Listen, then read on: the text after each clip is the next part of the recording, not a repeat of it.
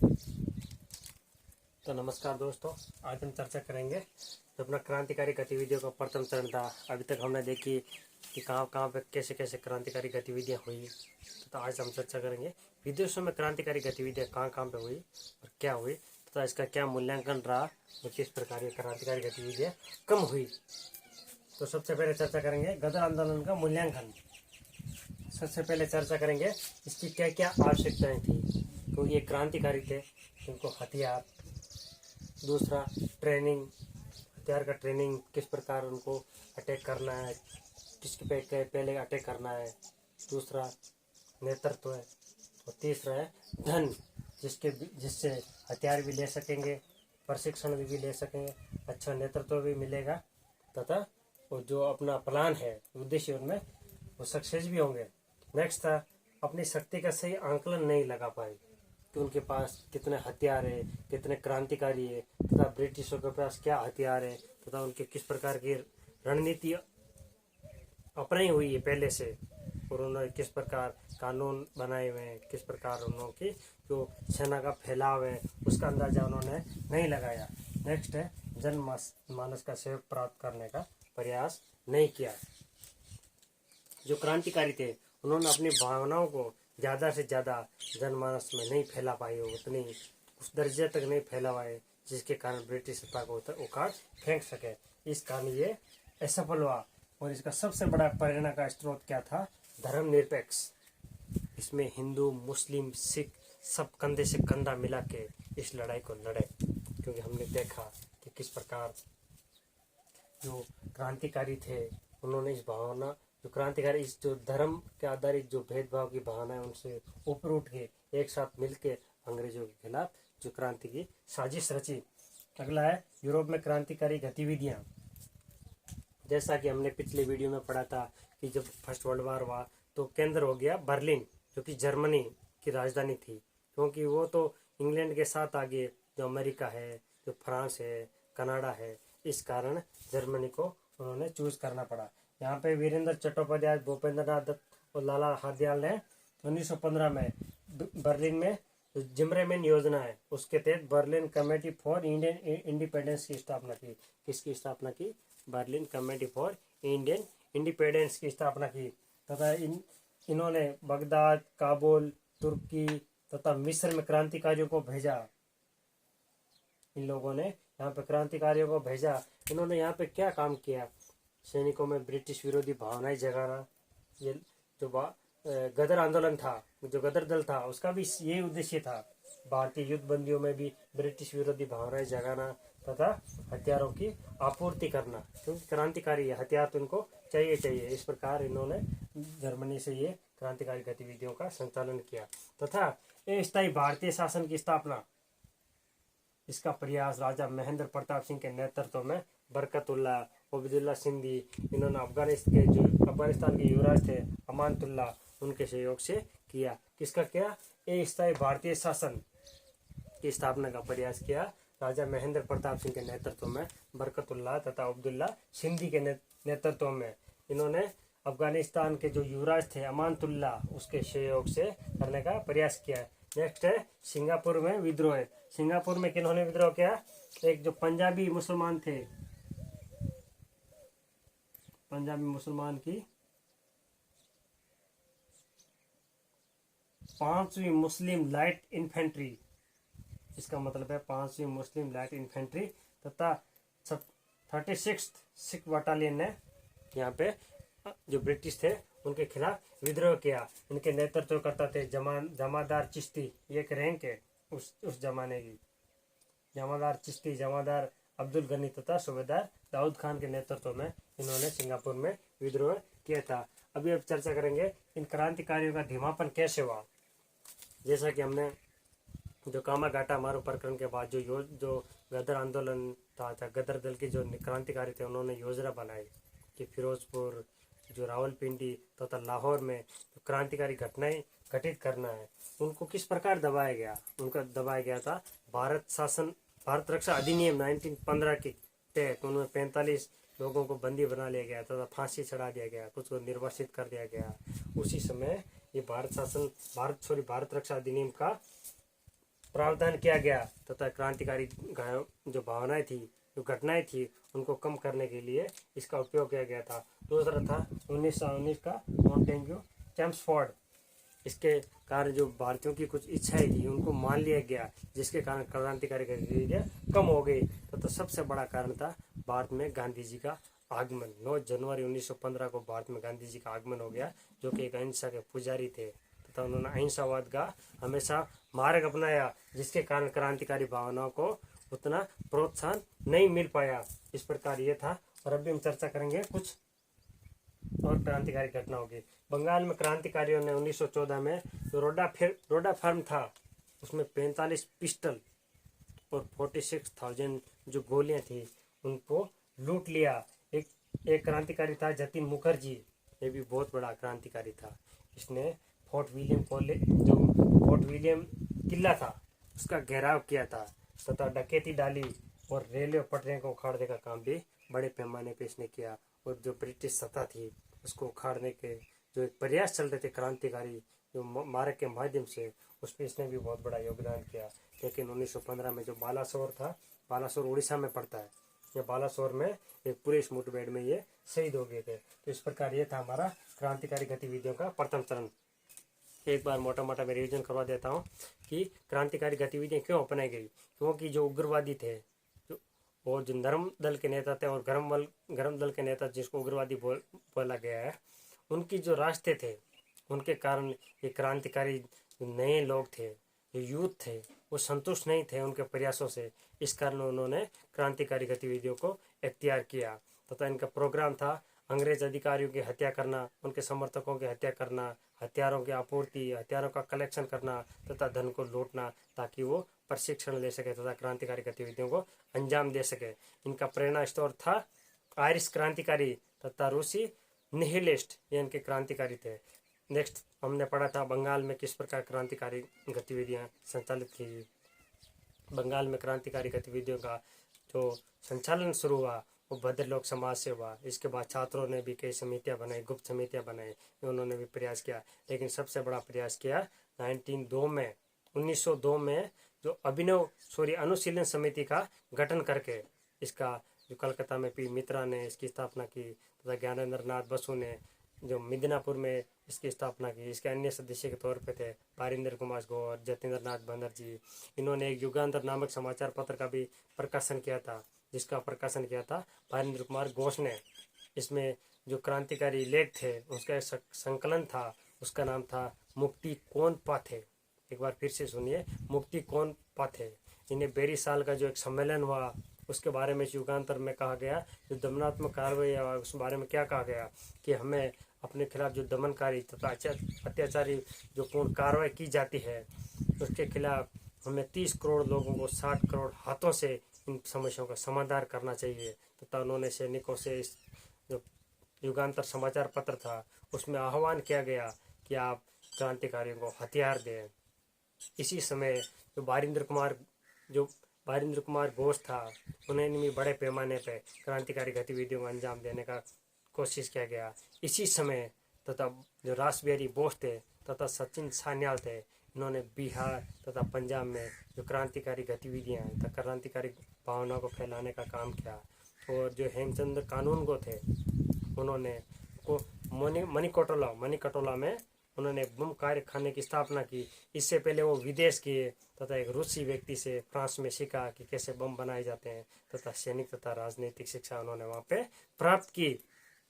इसी समय जो युगांतर समूह थे, उन्होंने आसाम के पूरे लेफ्टिनेंट गवर्नर फुल्लर तथा 1907 में ही एक जो एंड्रयू था अंग्रेज अफसर, उसको मारने के लिए रेल की पटरियाँ उखाड़ दी गई। लेकिन एक और भी बहुत बड़ा कांड किया खुदीराम बोस तथा प्रफुल्ल चाकी ने।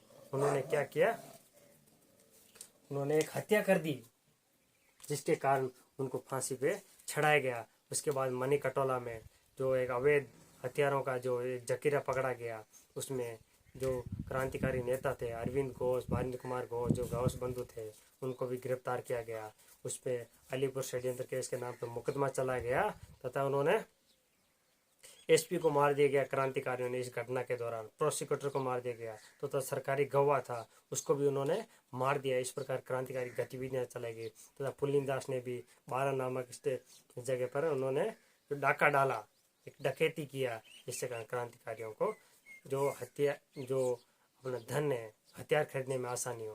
इस प्रकार जो युगांतर था, एक संध्या नामक समाचार पत्र था तथा महाराष्ट्र में काल था, उन्होंने मुक्त कंठ इनकी प्रशंसा की, जिसके कारण क्रांतिकारी गतिविधियों में तेजी आई। नेक्स्ट था महाराष्ट्र में क्रांतिकारी गतिविधियां। महाराष्ट्र में जो 1817 की जो विद्रोह समिति थी, उन्होंने ये बताया कि सबसे पहले भारत में क्रांतिकारी गतिविधियां महाराष्ट्र में चालू हुई। यहाँ पे वासुदेव बलवंत फड़के जो रामोशी कर्षक दल का नेतृत्व करता था, उन्होंने जो किसानों के खिलाफ अत्याचारी कार्रवाई हो रही थी उसके खिलाफ, जो ब्रिटिश कार्रवाई दमनात्मक कार्रवाई कर रहे थे उसके खिलाफ वासुदेव बलवंत फड़के ने एक सशस्त्र विद्रोह किया तथा डकैतियां डाली, जिससे हथियार तथा तो क्रांतिकारी गतिविधियों को अंजाम देने के लिए धन का इकट्ठा किया। इसके बाद गणेश दामोदर सावरकर तथा विनायक दामोदर सावरकर ने एक मित्र मेला 1904 या 5 में उसकी स्थापना की, जिसको अभिनव भारत के नाम से जाना जाता है।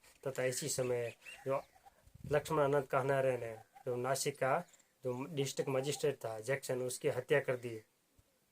तथा इन्हीं काल के दौरान नासिक, बम्बई तथा पुणे एक बड़ा बम फैक्ट्री के रूप में उभर कर सामने आया। इसी समय पंजाब की गतिविधि के बारे में चर्चा करेंगे तो वहाँ पे लाला लाजपत राय तथा जो भगत सिंह के चाचा थे अजीत सिंह, उन्होंने मिलकर क्रांतिकारी गतिविधियों को फैलाया। लाला लाजपत राय ने पंजाबी नामक एक समाचार पत्र प्रकाशित किया तथा जो चचेरे चाचा थे अजीत सिंह, उन्होंने भारत माता नामक समाचार पत्र का संपादन किया तथा राष्ट्रवादी तथा क्रांतिकारी भावनाओं का उन्होंने विकास किया। इसी समय उन्होंने अलग अलग जगह क्रांतिकारी जो घटनाएं हुई उनको अंजाम देने का प्रयास किया। अन्य थे एक फलक, जो कवि उर्दू कवि लालचंद थे, भाई परमानंद थे, लाला हरदयाल थे।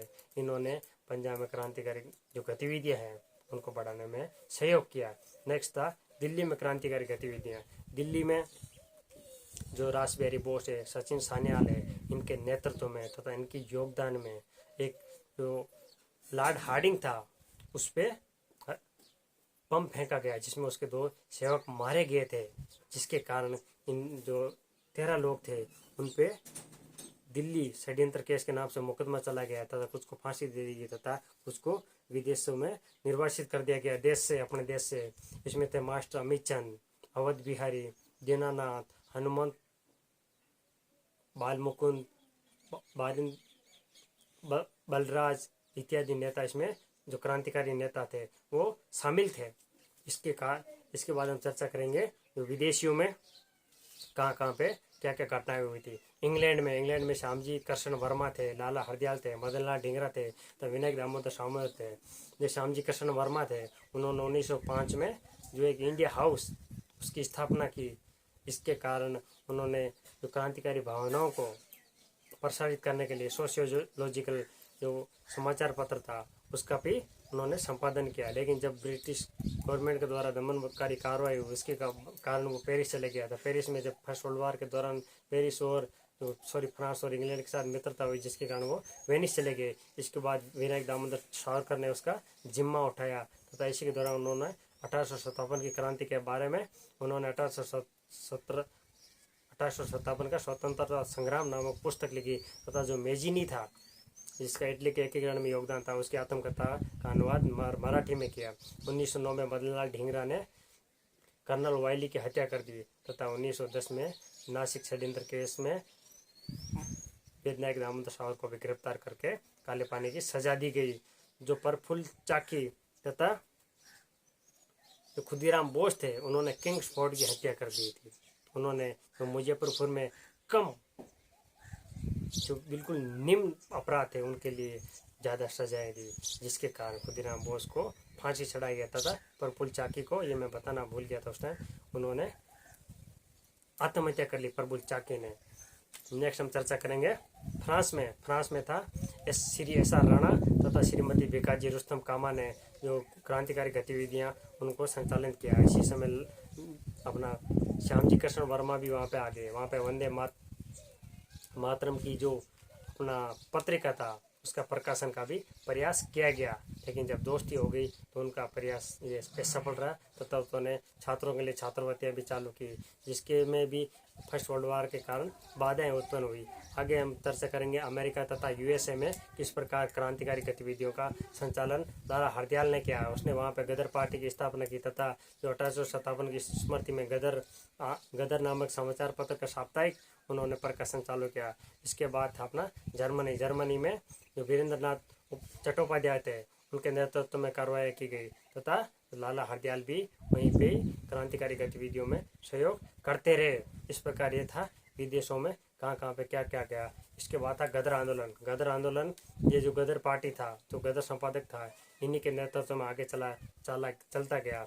इसमें प्रमुख क्रांतिकारी थे तथा जो कार्यकर्ता थे वो थे पंजाबी किसान तथा भूतपूर्व सैनिक। इनका उद्देश्य था जो सैनिक थे उनमें ब्रिटिश विरोधी भावनाएं जागृत करना, हथियार इकट्ठा करना, क्रांतिकारियों में हथियार बांटना तथा धन को लूटना। इसमें अन्य सहयोगकर्ता थे रामचंद्र, भाई परमानंद तथा बरकतुल्ला। नेक्स्ट था कामाघाटा मारू प्रकरण। कामाघाटा प्रकरण का गुरु दत्ता सिंह ने 351 सिख तथा 21 मुस्लिमों को लेकर वो सिंगापुर से वैंकूवर कनाडा जा रहा था, लेकिन जो एक जलपोत उधार लिया, किराए पे लिया उन्होंने कामाघाटा मारू जापान से, उसको वहाँ पे उतरने नहीं दिया। इसके कारण वापस कलकत्ता आ गया। कलकत्ता से बाबा गुरु दत्ता सिंह को गिरफ्तार करने की कोशिश हुई, लेकिन वो बच निकले। इसी समय पंजाब में एक विस्फोटक स्थिति उत्पन्न हो गई, जिसके कारण एक जो क्रांतिकारी भावनाएं थी वो बहुत ही तेज और उत्तेजित हो गई। इसी समय उन लोगों को जो पंजाब जाने वाली जो ट्रेनें थी उनमें ज़बरदस्ती बिठाया जाने लग गया तथा जगह जगह डकैतें होने लगी। इन कारणों से जो गदर दल था, जो गदर पार्टी थी, उसमें एक उत्तेजना का भाव जागृत हो गया, जिसके कारण वो सशस्त्र सख्त विद्रोह करने की एक योजना बनाई। उसके मुताबिक उन्होंने